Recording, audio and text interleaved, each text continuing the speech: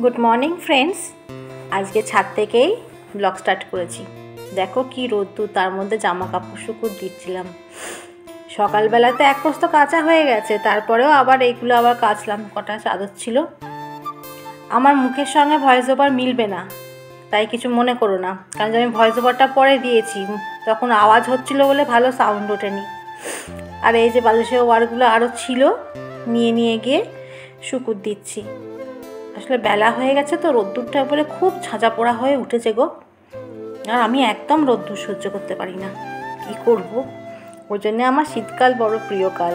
আর এই গরম পড়ছে এখন থেকে, কি হবে জানি না বাবা, এখনও পুরো গরম পড়ে রয়েছে। আর এরপর দেখছি এই ডাল ভিজিয়ে দিয়েছিলাম, একটুখানি মটর ডাল। আজকে তো মঙ্গলবার, আমাদের নিরামিষ। মটর ডাল ভিজিয়ে দিচ্ছি, মটর ডালটা একটু বড়া করব বলে। ওই মটর ডালটাকে ভালো করে ধুয়ে নিচ্ছি, নিয়ে এরপর একটুখানি মিক্সিতে বেটে নেব। সেই আর ভেবেছি যে আমরা মঙ্গলবারে তো তোমরা জানোই আমরা মাছ মাংস ডিম তিনটে খাই না, কিন্তু পেঁয়াজ রসুন এইসবগুলো খাই, কিছু অসুবিধা করি না। শুধু ওই মাছ ডিম মাংসই, এই তিনটেই আমরা বাদ দিই। তা যাই হোক, ডাল ধোয়া হয়ে গেছে। আর এধারে দেখো পোস্তর আলু কেটে রেখেছি, এইগুলো আবার পিস করে নেবো। আর পোস্তও বেটে রাখা রয়েছে। আলুটা পিস করা হয়নি বলে তখন বসাতে পারলাম না। আর এদিকে ভাত রেডি হয়ে গেছিলো, আর একটু মেয়ের জন্য কপি ভাজা ভেজে রেখেছি যে খাবে বলে। আর হয়েছে নিম পাতা বেগুন ভাজা, আর হয়েছে পেঁয়াজ দিয়ে মুসুরির ডাল। এই হয়েছিল আজকে আমাদের দুপুরের মেনু। আর পোস্তটা এবার ঝপঝপ করে বসিয়ে দেবো, তাহলেই মোটামুটি কাজ সারা হয়ে যাবে। এই দেখো মিক্সিতে সব নিয়ে নিয়েছি, ডালটা বাটবো বলে।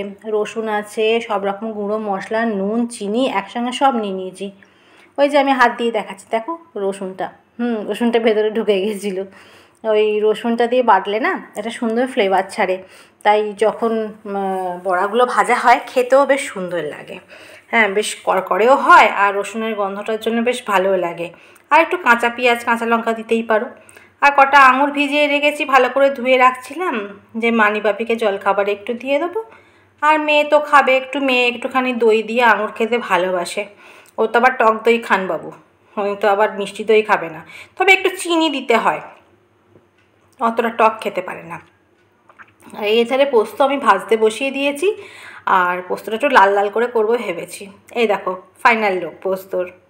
হ্যাঁ, শুকনো শুকনো ভাজা ভাজা। আর এখানে না দুধটা জাল দিতে বসিয়েছি। 2 প্যাকেট দুধ ছিল, ভাবলাম রাত্রিবেলা একটুখানি ওই ছানা করে নিয়ে একটু ছানার কোপ্তা মতো করে দেবো।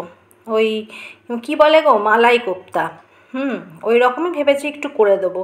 হ্যাঁ, তাই জন্য সকালবেলাতেই আমি দুধটা জাল দিয়ে রাখছিলাম, ভেবেছি ছানাটাও কাটিয়ে রাখবো। আর ওর যে গ্রেভিটা তৈরি করব, তার জন্য দেখো পেঁয়াজ কাজু আর কিশমিশ একটুখানি সেদ্ধ করে নিয়েছিলাম। জিনিসটা সেদ্ধ করে যদি বেটে রেখে দিই তাহলে অনেকটা সুবিধা হয়। আর এই দেখো আমি ছানাটা কাটিয়ে নিয়েছি। 2 প্যাকেট দুধের ছানা করে নিলাম একদম, মানে করে রেখে দিলে বেশ ফ্রিজে রেখে দেবো, তাহলে রাত্রিবেলা ঝটঝট করে সুবিধা হবে তাড়াতাড়ি করতে। আর এই দেখো সোমার যে ভিনিগারটা আছে না, ওইটা দিয়ে আমি ছানাটা কাটাই, লেবু দিয়ে কাটাই না। এই ভিনিগারটা দিয়ে ছানাটা কাটালে না, মানে দুধটা কাটালে ছানাটা বেশ ভালো হয়। আর অনেকটা হয়ও গো, কেন জানি না, তবে লেবুর থেকে দেখি ভালো। আর এই যে সম্রাটবাবু বেরোবেন, রেডি হচ্ছে তাড়াতাড়ি করে। খাওয়া দাওয়া কমপ্লিট হয়ে গেছে, আর মানি ওধারে পুজো করছে। সকালে আমার পুজো হয়ে গেছে, মানি আবার একবার করে। ব্যাস, আমাকে দেখতে পেয়েছে যে আমি ভিডিও করছি। দেখো কি হাসি হাসি মুখ একদম। যেই দেখবে আমি ভিডিও করছি, ওর স্টাইল একবারে দ্বিগুণা হয়ে যাবে। দেখো না, ও বাবা, ওই দেখো বাইসেপ দেখাচ্ছে। যাই হোক, সন্ধ্যাবেলা আবার রান্নাঘরে চলে এসেছি, যথারীতি আমার কাজ শুরু করে দিয়েছি। কারণ যে তোমরা জানোই সন্ধ্যাবেলা তাড়াতাড়ি রান্না করে নেওয়া আমার স্বভাব। রান্না হয়ে থাকলে অনেক কাজ মিটে থাকে। তা যাই হোক, এই যে ছানাটা সকালে করেছিলাম, ওইটাকে এইভাবে ম্যাশ করে নিয়েছি একদম। কিছু না, শুধু একটুখানি চিনি, নুন আর অল্প একটু কাশ্মীরি মির্চ দিয়ে এটাকে একদম ভালো করে মেখে রেখেছি। যতটা হাত দিয়ে চেপে চেপে ভালো করে মাখা যায়। আর একটু আটা দিয়েছি যাতে বাইন্ডিংয়ের কাজটা ভালো হয়। এই যে ভালো করে মেখে নিচ্ছি, মেখে নিয়ে এরপর মানে জটা গোল্লা হবে তো মানে তটাই করে নেবো, এই হচ্ছে ব্যাপার। আর সাইজটা দেখো তোমাদের নিজের মন মতো করে নিতে পারো, অসুবিধা নেই, ছোট বড় করে কোনো অসুবিধা হবে না। আমি এই সাইজটা করেছি, তোমরা এর থেকে বড় ছোট যা হোক করতে পারো। নিয়ে দেখো আমি একটা ঠুলি মতো করে নিচ্ছি। নিয়ে কেন করলাম না, ওর ভেতরে একটু কিশমিশ দিয়ে দেবো, কারণ ওটার ভেতরে থাকলে যখন ভেঙে খাওয়া হয় রাত্রিবেলা বেশ সুন্দর লাগে, মিষ্টি মিষ্টি লাগে খেতে। তা যাই হোক, ওটা দিয়ে আমি ওইগুলো বলের আকারে গড়ে নিয়েছি। আর নিয়ে একটুখানি মানে একটু চাপ দিয়ে একটু চ্যাপটা মতো করে নিয়েছি। হ্যাঁ, তোমরা যেরকম হোক শেপই করতে পারো, কোনো অসুবিধা নেই। গোল করতে পারো, একটু চ্যাপটা মতো করতে পারো, কোনো অসুবিধা নেই। আমি যেমন একটু চাপা চাপা মতো করে দিয়েছি। আর এইটা হচ্ছে সেই সকালবেলা যেগুলো সেদ্ধ করে রেখেছিলাম, পেঁয়াজ, কাজু, কিশমিশ, সেইগুলো দিয়ে পেস্টটা বানিয়েছি। আর এতে না একটু টক দই দিয়েছি জানো, একটু টক দই দিয়ে দিয়েছিলাম, আর কিছু দিইনি। একদম মিহি পেস্টটা বানিয়ে রাখতে হবে, তাহলে না গ্রেভিটা করতে দেখবে খুব সুবিধা হবে। যাই হোক, মোটামুটিভাবে আমার গ্রেভির মশলাও রেডি হয়ে গেছে।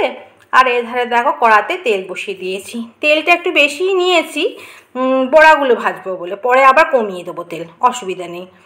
আসলে বড়াগুলো ভাজতে তো একটু তেল লাগে, তা তেলটা না দিলে কী হবে বলো তো, আটকিয়ে যাবে, আর কিছু না।